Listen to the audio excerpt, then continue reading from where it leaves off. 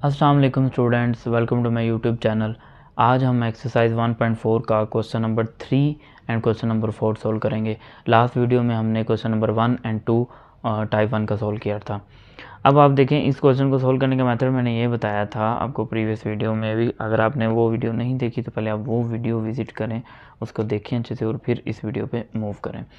देखिए, उसमें मैंने ये बताया था कि जब भी हमारे पास इस तरह का क्वेश्चन आएगा तो हमने क्या करना है, सबसे पहले जी जो रेडिकल वाले एक्सप्रेशन उसको एक साइड पे, बाकी सारी टर्म एक साइड पे। तो 4x ये +3 हो जाएगा इधर आके, माइनस का जो 3 था, और ये एक्सप्रेशन आपके पास। आप इसको भी इक्वेशन नंबर 1 कह सकते हैं अगर आपको ये लगता है कि थोड़ा कॉम्प्लिकेटेड है। अब देखिए, इसको हमने रेडिकल सॉल्व करने के लिए क्या करना है, इसको रेडिकल से फ्री करना है, यानी रेडिकल के बगैर होनी चाहिए इक्वेशन। तो हम यहाँ पे लिखेंगे taking square on both side, taking square on both side. हम दोनों साइड पे क्या करेंगे, स्क्वायर लेंगे। जब दोनों साइड पे स्क्वायर लाएंगे, इधर आ जाएगा 4x + 3 का square is equal to 13x + 14 whole square. ठीक है, ये कट हो गए और इधर हम यूज़ करेंगे ये वाला formula a + b whole square, जो कि इक्वल होता है a² + 2ab + b स्क्वायर। तो इधर लिखेंगे फर्स्ट टर्म का स्क्वायर, ठीक है, +2 multiply by first term multiply by second term plus second term का square is equal to 13x + 14। ये स्क्वायर और इसके रूट कट गए। 4 का स्क्वायर कितना होता है, 16, और x का x स्क्वायर, 2 4 दा 8, 8 3 दा 24x, और 3 का स्क्वायर कितना होता है 9, 13x + 14। अब ये देखें, x स्क्वायर वाली जो टर्म है वो इधर है, तो हम सारी टर्म को क्या करेंगे, इधर शिफ्ट कर लेंगे। तो ये आपके पास हो जाएगा 16x square + 24x + 9 - 13x - 14 is equal to 0।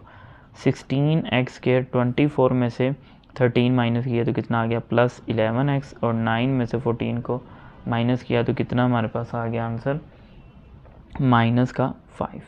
ठीक है, तो ये देखें हमारे पास ऐसी इक्वेशन बन गई है जो कि रेडिकल फ्री इक्वेशन है। अब हम इसको इजीली सोल्व कर सकते हैं, जो कि हमने प्रीवियस कुछ मेथड्स पढ़े हुए हैं उनको फॉलो करते हुए। अब हमने इसको क्वाड्रेटिक इक्वेशन को सोल्व करने के बहुत से मेथड पढ़े हैं, तो मैं यहाँ पे यूज़ करूँगा फैक्टराइजेशन।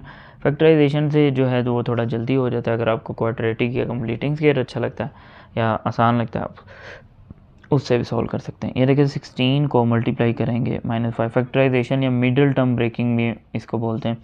तो इसका आंसर आएगा -80, यानी 16 का टेबल अगर आप पढ़ेंगे 5 पे तो आंसर आएगा 80। ठीक है, अब मैं फैक्टर बनाने का आपको मेथड भी बता देता हूँ कैलकुलेटर पे, वैसे तो पहले भी सिखाया हुआ है। अभी देखिए कैसे बनाने होते हैं। आपका आंसर क्या है 80। अब भी इस माइनस को हम इग्नोर करते हैं। ठीक है, 80 को सबसे पहले आप डिवाइड करें 1 पे, तो आपके फैक्टर्स आएंगे। फैक्टर्स इधर मैं लिख लेता हूँ। 80 को जब हमने डिवाइड किया 1 पे तो फैक्टर्स आए 80 और 1, यानी एक जिस पर टेबल पढ़ते हैं और एक जो आंसर। इन दोनों को आप ऐड करेंगे 81, इन दोनों को माइनस करेंगे 79, लेकिन हमें तो 11 चाहिए, इसका मतलब ये इसके फैक्टर नहीं है। फिर आप 80 को डिवाइड करेंगे 2 के टेबल पे, तो यहाँ पे लिखेंगे 80 / 2, तो आंसर आएगा 40। तो ये देखें, ये दोनों 40 और 2 को ऐड करें कितना होता है 42, माइनस करें 38, लेकिन हमें तो 11 चाहिए, तो ये भी इसका फैक्टर नहीं होंगे। ठीक है, 83 के टेबल पे नहीं होता, 80 को करेंगे 4 के टेबल पे, तो 80 / 4 इज इक्वल टू 20। ये देखें, ये 20 और 4 इसके फैक्टर हो सकते हैं। इन दोनों को ऐड करें तो 24, माइनस करें तो 16, लेकिन हमारा आंसर इधर 16 है। नेक्स्ट मूव करेंगे, ये भी इसके फैक्टर नहीं है, तो 80 / 5, तो इसका आंसर आ गया 16 एंड 5। ये देखें, पहले ऐसे लिखना था, 80 को हमने डिवाइड किया 5 पे तो आंसर आया 16 में 5 ऐड करो कितना होता है 21, लेकिन 16 में से 5 को माइनस करेंगे तो कितना आंसर आएगा 11। ठीक है, तो इसका मतलब है कि इसके फैक्टर हो सकते हैं। अभी मज़ीद इस पर जो है हम अपनी तसल्ली करेंगे कि किस तरह से इसके फैक्टर होंगे, किस तरह से नहीं होंगे। तो आप देखें 16 और 5, हमें ये तो पता है कि इन दोनों को माइनस करने से जो आंसर आ रहा है, लेकिन हमें चाहिए +11। तो हम क्या करेंगे, बड़े वाला जो नंबर है उसके साथ प्लस लगाएंगे, छोटे वाले के साथ माइनस। तो आप देखिए कैलकुलेटर पे क्या लिखें, +16 - 5, तो इसका आंसर क्या आ रहा है +11, और हमें +11 चाहिए। अब आप इनको मल्टीप्लाई करके भी चेक कर सकते हैं, मल्टीप्लाई करके भी जो है चेक कर सकते हैं। ये देखें, +16 × -5, तो इससे आपका आंसर -80 पे आ रहा है। ये देखिए, जो माइनस हमने स्टार्ट पे कहा हुआ था। ठीक है, तो इस तरह से हमें इसके फैक्टर मिल गए, यानी 16x² प्लस का 16x और माइनस का 5x minus 5 is equal to 0। ठीक है, तो नेक्स्ट अब हम इसको सॉल्व करते हैं। ये देखें, इन दोनों में से 16 भी कॉमन है और x भी कॉमन है, तो हम यहाँ पे 16 और x कॉमन लेंगे तो बाकी रह जाएगा x प्लस 1। यहाँ पे देखिए हम साइन तो यही आएगा माइनस, तो 5x और 5 में से 5 कॉमन ले लिया तो माइनस माइनस प्लस ये आ गया। ठीक है, अब आप देखिए पहले आपके पास 4 टर्म थी 1 2 3 4, लेकिन अब 2 टर्म है, एक ये और दूसरी है। इनमें से x प्लस 1 कॉमन है, वो कॉमन ले लिया और 16x minus 5 is equal to 0। ठीक हो गया। अब आप x plus 1 is equal to 0 और x इज इक्वल टू लिख दें -1। 16x minus 5 is equal to 0, 16x is equal to 5 और x इज इक्वल टू 5/16। ये दो आंसर तो आपके पास आ गए, लेकिन हमें नहीं पता, कंफर्म नहीं है कि ये जो आंसर्स आए हैं दोनों क्या इस ओरिजिनल इक्वेशन जो कि मैंने ब्लू में लिखी इसके भी सोल्यूशन होंगे कि नहीं होंगे। ठीक है, तो अब हम इन आंसर को क्या करेंगे, चेक करेंगे। तो यहाँ पे लिखेंगे चेक, यहाँ पे लिखेंगे चेक, इसको चेक करने लगे हैं। ठीक है, तो बारी बारी इन आंसर को चेक करते हैं। तो यहाँ पे लिखेंगे पुट, एक आंसर आया था हमारा -1, इसको चेक करेंगे इक्वेशन नंबर 1 में, ये वाली इक्वेशन में। तो जहाँ जहाँ x होगा उधर लिख देंगे 4 multiply by -1 square root of 13 multiply by -1 plus 14 -4 is equal to -13 plus 14, यहाँ -3 भी आएगा। तो -4 इज इक्वल टू 14 माइनस 13 कितना हो गया 1, और 1 का जो स्क्वायर रूट होता है 1। तो आपके पास फाइनल आंसर आ गया -4 इज इक्वल टू -2, जो कि फॉल्स है। -4 और -2 आपस में एक दूसरे के इक्वल नहीं होते। ठीक है, अब देखिए हम सेकंड जो हमारा आंसर आया था जो कि 5/16 था, उसको भी चेक करते हैं। तो यहाँ पे लिखेंगे put x is equal to 5/16 in equation number 1। अब 1 कौन सी इक्वेशन है हमारी, 1 इक्वेशन है हमारी ये वाली। ठीक है, तो हम यहाँ पे लिखेंगे 4 मल्टीप्लाई 5/16 इज इक्वल टू 13, 5/16 और प्लस 14 -3। तो 4 1 द 4, 4 4 द 16, 5/4 और 13 को 5 से मल्टीप्लाई करेंगे 65/16 और प्लस 14। तो जब हम इन दोनों को मल्टीप्लाई करेंगे यानी इसका एलसीएम आएगा 16। ठीक है, और 65 प्लस 16 मल्टीप्लाई बाय 14 ये 224 आएगा। ये सारी की सारी कैलकुलेशन आप कैलकुलेटर पे भी कर सकते हैं, मैं आपको इन डिटेल करवा रहा हूँ। ठीक है, 5/4 इन दोनों को जब आप ऐड करेंगे तो आंसर आएगा 289। ठीक है, फिर 289 और 16 का जब स्क्वायर रूट लेंगे तो इसका आंसर आएगा 17/4 -3। ठीक है, मज़ीद सॉल्व करेंगे तो एलसीएम आ गया 4, 4 को 3 से मल्टीप्लाई किया 17 -12, बाकी का इधर लिखते हैं। 5/4 इस साइड पे आ गया। ठीक है, इसको ऐसे कर लेते हैं, और ये इधर भी 5/4 आ गया जो कि ट्रू है।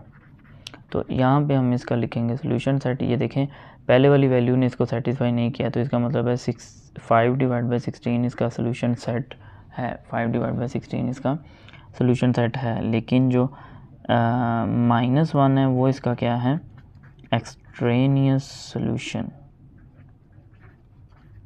ठीक है, नेक्स्ट हम करेंगे क्वेश्चन नंबर 4। क्वेश्चन नंबर 4 हमारे पास है, ये क्वेश्चन नंबर 4 जैसा कि आपको स्क्रीन पे नज़र आ रहा होगा। ये क्वेश्चन नंबर 4 भी फर्स्ट टाइप का और ये फर्स्ट टाइप का लास्ट क्वेश्चन है। अच्छा, ये गलती से मैंने इक्वल लगा दिया था, लेकिन ये माइनस का साइन है। ठीक है, तो इसे आपने कंफ्यूज नहीं होना, इसको हम इक्वेशन नंबर 1 कह देते हैं। ठीक है, अब इसको सोल्व करने के लिए क्या करना है, हमने ये सीखा था कि रेडिकल वाला एक्सप्रेशन जो है वो एक साइड पे हो और बाकी सारा एक्सप्रेशन एक साइड पे हो, तो फिर हम इसको सोल्व करेंगे।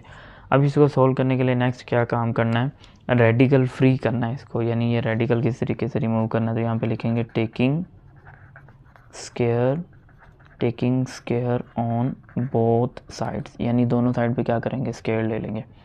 स्क्वायर क्यों ले रहे हैं, ताकि ये स्क्वायर रूट ख़त्म हो जाए। तो यहाँ पे लिखेंगे 3x + 100 इसका whole square is equal to 4 + x का होल स्क्वायर।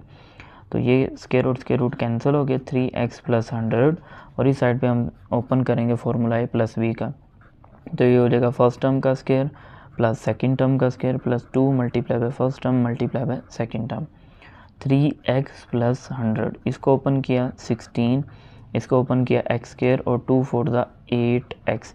आप देखें x² वाली जो टर्म है ना वो इस साइड पे, इधर x² वाली टर्म नहीं है, तो हमें सारी टर्म को इधर लेके आना पड़ेगा, इधर बचेगा 0, ये हो जाएगा 16 + x² + 8x। जो टर्म पहले से इधर लिखी हुई है उनको मैंने लिख लिया, अब इन दोनों टर्म को इधर लेके आते हैं -3x - 100, तो 0 = x² + 5x, यानी इन दोनों का आंसर, और प्लस का माइनस का 100 प्लस का 16 -84। ठीक है, अब इसके भी फैक्टर तो वैसे मुझे पता है कि क्या इसके फैक्टर आएंगे 12 और 7, लेकिन एक क्वेश्चन आपको मैं क्वाड्रेटिक फार्मूले से भी करके दिखा देता हूँ। ठीक है, अगर किसी ने फैक्टराइजेशन से करना है तो इसके फैक्टर है प्लस का 12 और -7। ठीक है, जिनको मल्टीप्लाई करने से -84 आता है और ऐड या सब्ट्रैक्ट करने से +5 भी आता है। तो अच्छा, क्वाड्रेटिक फार्मूले से करना है तो हम यहाँ पे लिखेंगे here a = 1, b = 5 and c = -84। a क्या होता है कोफिशिएंट ऑफ x², b क्या होता है कोफिशिएंट ऑफ x और c क्या होता है कांस्टेंट टर्म। ठीक है, अब यहाँ पे लिखेंगे quadratic formula -b + -√b² - 4ac divide by 2a। ठीक है, अब इसमें हम क्या करेंगे जी, वैल्यूज पुट करते हैं। तो वैल्यूज जब पुट करेंगे तो ये हो जाएगा x = -b + -b², ठीक है, -4a and c divide by 2a। जहाँ पे मैं a b c बोल रहा हूँ उसका मतलब मैंने ये वैल्यूज लिखी है। अब इसको ज़रा सॉल्व करते हैं, -5 + -5 का स्क्वायर कितना होता है 25, माइनस ये माइनस और ये माइनस प्लस हो गया 84 मल्टीप्लाई बाय 4, क्या आंसर आया 336 डिवाइड बाय 2। अब 336 में 25 ऐड करते हैं तो 361, तो ये आपके पास हो जाएगा -5 प्लस स्क्वायर रूट ऑफ 361, ठीक है, डिवाइड बाय 2। इसको हम मज़ीद सॉल्व करेंगे, -5 plus minus square root of 361 होता है 19। एक दफ़ा इसको कैलकुलेटर पे भी कर लेते हैं। ठीक है, स्क्वायर रूट ऑफ 361 = 19। ठीक है, तो अब देखें ये आपका कंप्लीट स्क्वायर रूट सॉल्व हो गया। तो अब आप इसको एक दफ़ा ऐड में लिखें, ठीक है, और एक दफ़ा सब्ट्रैक्शन में लिखते हैं। तो x = 19 - 5 कितना होता है 14 डिवाइड बाई 2, तो x = 7 आ गया, और x = -24 डिवाइड बाई 2, तो x = -12 आ गया। ठीक है, ये दो इसके आंसर आ गए। अब इन दोनों आंसर को हमने इक्वेशन 1 में चेक करना है। ये आपकी इक्वेशन नंबर 1 है, ये वाली। ठीक है, तो हम यहाँ पे लिखेंगे, पहले तो आप इस तरह लिखेंगे, now we have to check, हम चेक कर रहे हैं इसको। ठीक है, तो put x = 7 in equation number 1। तो जहाँ जहाँ पे x होगा उधर उधर 7 लगाएंगे। 3 × 7 + 100 माइनस 7 = 4। ये कितना हो गया जी 21 + 100 माइनस 7 = 4। तो 121 - 7 = 4। 121 इसे नेक्स्ट टाइम मैं आगे लिखने के बजाय इधर लिख रहा हूँ। 121 का स्क्वायर रूट कितना होता है 11। 11 - 7 = 4। तो 4 = 4, ये आपका क्या हो गया ट्रू हो गया। ठीक है, अब दूसरे आंसर को भी चेक करते हैं। यहाँ पे लिखते हैं पुट x = -12 इन इक्वेशन नंबर 1। तो इसको भी चेक करेंगे, तो यहाँ पे लिखेंगे 3 × -12, इसमें मैं पुट कर रहा हूँ। ठीक है, 3x की वैल्यू फिर +100 और फिर -x माइनस इंटू x की वैल्यू = 4। ये कितना हो जाएगा -36 + 100 + 12 = 4। 100 - 36 कितना आ गया 64 + 12 = 4। 64 का स्क्वायर रूट कितना होता है 8। 8 + 12 = 4 आना है यहाँ पे। ठीक है, तो ये कितना हो गया जी 20 = 4, जो कि आपस में इक्वल नहीं होते। तो जिसकी वजह से एक आंसर इसका सेटिस्फाई हुआ है और दूसरा आंसर इसका सेटिस्फाई नहीं हुआ। तो इसका जो सोल्यूशन सेट होगा हम यहाँ पे लिखेंगे solution set is equal to, जो 7 वाली वैल्यू सोल्यूशन सेट है, जबकि -12 क्या है, एक्सट्रेनियस सोल्यूशन।